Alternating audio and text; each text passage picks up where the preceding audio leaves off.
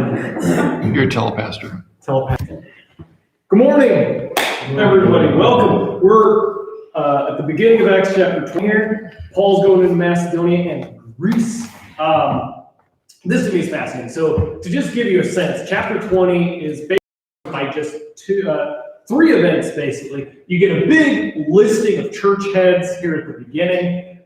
Then you get Paul doing some preaching, and he's actually going to raise someone named Eutyches or Eutyches. I'm not sure which way you pronounce it. I think it's Eutyches, which would mean fortunate. We should be proud of who they are. Okay. Now, do you understand when I use that term, confessional Christian? Do you understand what that means, or does that mean maybe nothing to you? Because it's kind of a fancy pants term. What's a confessional Christian?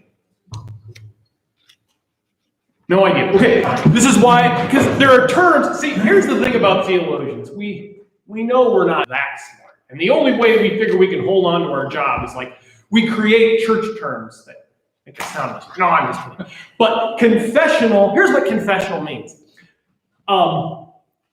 During the Reformation, okay, how many of you know what the Augsburg Confession is, right? Or the Book of Concord?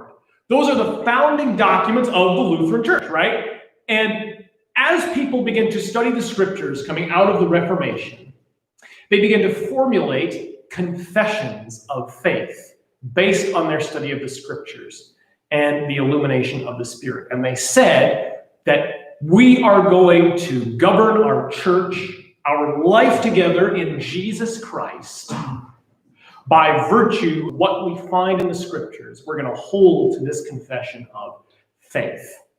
And I don't think it's any accident that during that time, Western Europe was probably more thoroughly Christianized than at almost any other time in history. And I really will make that argument, because here's the thing. The process of Christianization that we think of as happening in Western Europe, I mean, it certainly began, and I don't want to downplay the work of missionaries in the early post-Constantine era through maybe the 6th centuries. But here's the thing. You were profoundly pre-literate then, right? So you would have a missionary who comes in, he gets a church started, but the catechesis was often poor. The teaching was often poor. So you ended up often with a Christian veneer kind of slapped over a culture that still didn't have a lot of biblical knowledge underneath. The Reformation movement, of course, begins with, really is driven by the printing press and mass literacy. And with it, the ability to study the Bible in depth and to articulate really what we believe on the basis of our engagement with Scripture. And one of the great tragedies, I would say, of, say, the late 19th, early 20th century. Different churches decided that they wanted to get along more than anything else and come to agreements on doctrine and more things. Yeah. Now, to be fair, I think there was a real good impetus behind it. The ecumenical movement begins with the modern missionary movement. There's this goal of all the churches.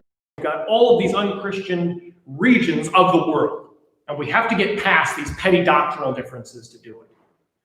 And we could do that in one of two ways. Well, we could try to hammer it out by meeting together. That's going to take a long time, and it might not work. So we could just ignore those differences, and that's absolutely right. That's absolutely right. And I think one of the things that happened, I don't think it's any coincidence that one of the reasons that you see a mass post-Christianization in the West, you see it in the centuries after the ecumenical movement. Because here's the thing, it's great to get along, but if you have to get along by saying, oh, we really don't believe anything and none of this really matters that much, you really pull a lot of the impetus for your church right out from under you, right? If you're sitting saying to people, yeah, we have God's truth, but none of us are really sure what it means, and it's not that big a deal. Any professional Lutheran and Christian. Not arrogant, not mean, not unwilling to see value in other traditions, because I do think that other traditions have much to offer us. I think, for example, the Wesleyan tradition does a phenomenal job with the social gospel, better than anybody else. I would contend that throughout history. And we have much to learn from them in terms of social media. But to be proud and thoughtful of who we are. And I think that comes through here, especially in Paul's letter to the Ephesian, or his address rather, to the Ephesian elders. That he wants them to know what they believe and to stand on it. Because without a firm doctrinal foundation, he says, the false who are going to come into your church invariably are going to tear you apart. So that's where I'm headed. That's my goal. I'm just going to be right up front and say I have an agenda for driving you towards a proud sense of a desire for and a proudness of Lutheran identity. Okay, so there you go. That's where I'm headed. And here we go. Chapter 20. And let's start at chapter 20 and we'll go verses 1 to 6.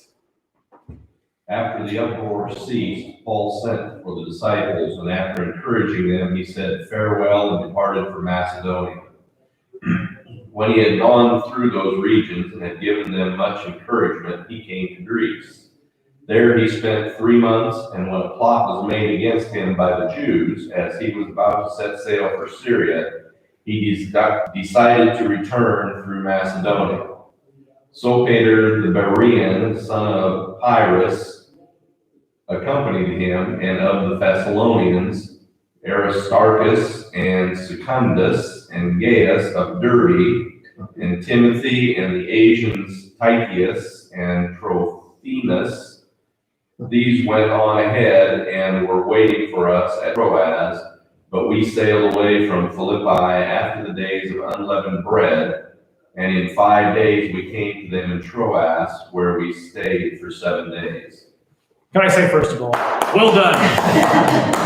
You had a lot. So you're getting this big list of names and places. What are some of the geographic regions listed here that you can find? Troas. Troas. Syria, And who else? The Asians. The Asians. I think of that because of, we just settled our deal with TikTok. Did you hear that? You get to have TikTok now. We sold it what's that? Oracle's going to handle the American wing of it. So he's got, and the point of this, you're saying like, okay, beyond frustrating the dickens out of your poor reader, right, who's got to suffer through these things, why are they doing this? And here's the reason, right? He's listing, like in all likelihood, remember that Paul's journey pattern, and Larry really brought this up brilliantly last week. They go through, and then where are they always swinging back to drop off money? Jerusalem, right? And so now he's got leaders of all these regional churches that are probably going to accompany him to Jerusalem, or at least are part of the delegation for the money that he's going to bring to Jerusalem, right? So that they come together in this kind of great showing of unity in the gospel. And here's what I think is significant about that. We live in divided times, no question about that. But let me tell you something. There's never been a time that we haven't been. Think about something like in history, the Peloponnesian War. Sparta and Athens fight each other. They're two Greek city-states. They're about 30 miles apart.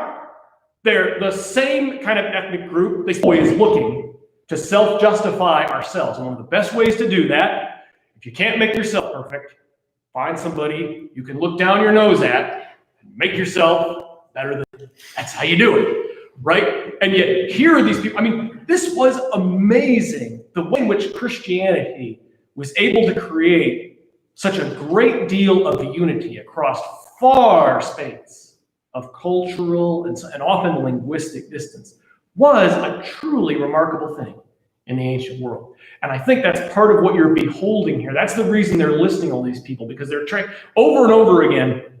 Luke is at pains to say this is a truly global movement. He'll sometimes use the term Church of God, the Church of God, because he wants us to see this as a universal movement.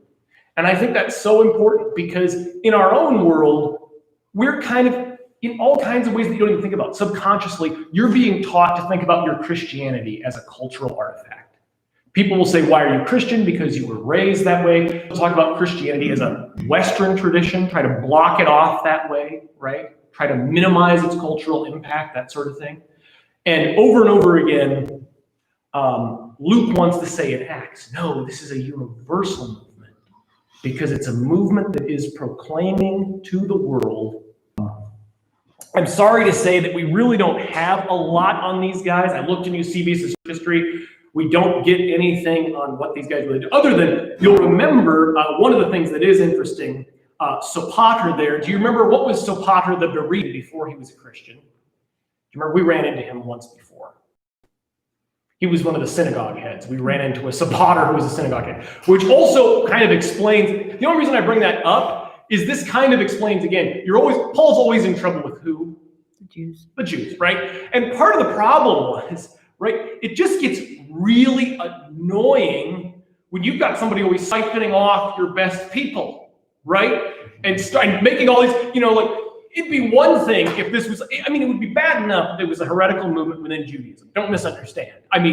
The Jews who fought against this really did believe this was a deadly heresy to proclaim this false Christ. But there's a kind of double annoyance in that not only is it a deadly heresy, but it's pulling a lot of our top leaders and a lot of our money out of the organization. And that's part of why there's always this very overt conflict with the Jewish people, or with the Jewish leaders. With the Jewish leaders, not the Jewish people as a whole. Okay, questions, thoughts about the list? Well, they always had controversy there. It didn't happen in those days, but it still happens in our day too, with controversy or trying to prevent us nowadays. Yeah, absolutely, because we're always confronting a world. This is one of the hallmarks, you're right, and we talked about this a little bit before, this is one of the hallmarks of the fallen world, that we are a world divided against each other since the Tower of Babel, that's true.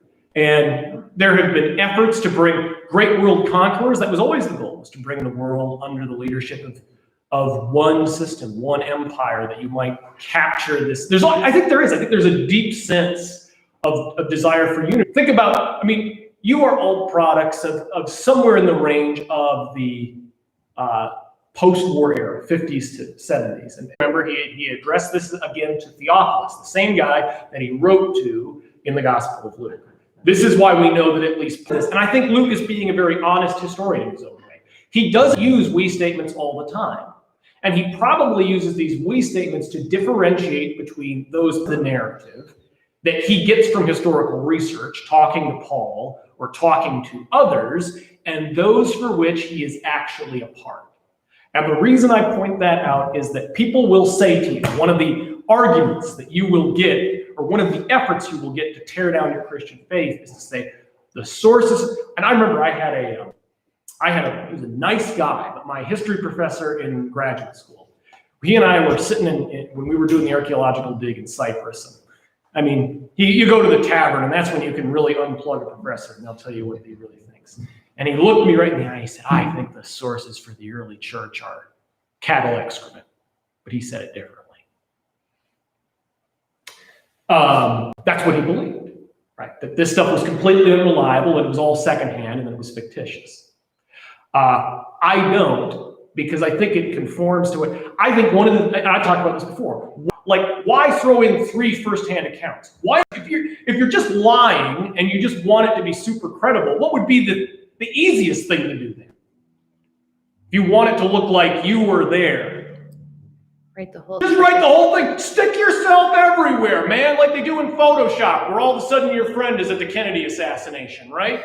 Just put yourself in there. It would be the easiest thing in the world to do. And yet he doesn't. He has 3 select places where he uses this first person pronoun to differentiate between I was here during this time, I wasn't during that other time.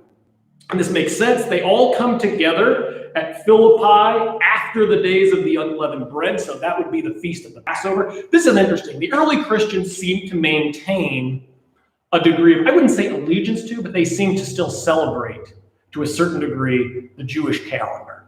And then what they're probably doing with that Jewish calendar is finding ways to celebrate with the Christian community in Christian ways. You'll notice last week, Paul was all concerned that he needed to be somewhere in time for the Feast of Pentecost, right? And that would make sense because Pentecost was a big deal to the Jews, but as we saw here, a really big deal to the Christians. So it is interesting that they continue to celebrate that calendar. So questions about the use of the we statement, the first person plural, the validity of Christian sources, anything like that? Just off the top of my head, I just this thought. Is Paul ever referred to as the Apostle Paul? I talk about the apostles, but it was never used as a title. It is by him. He will call himself the apostle of the Gentiles. He will talk about the apostles and say that he is one of them, untimely born. He refers to himself all over. He'll introduce himself as Paul, an apostle of the Lord Jesus Christ, in his letters. Now, I can't think of anybody else who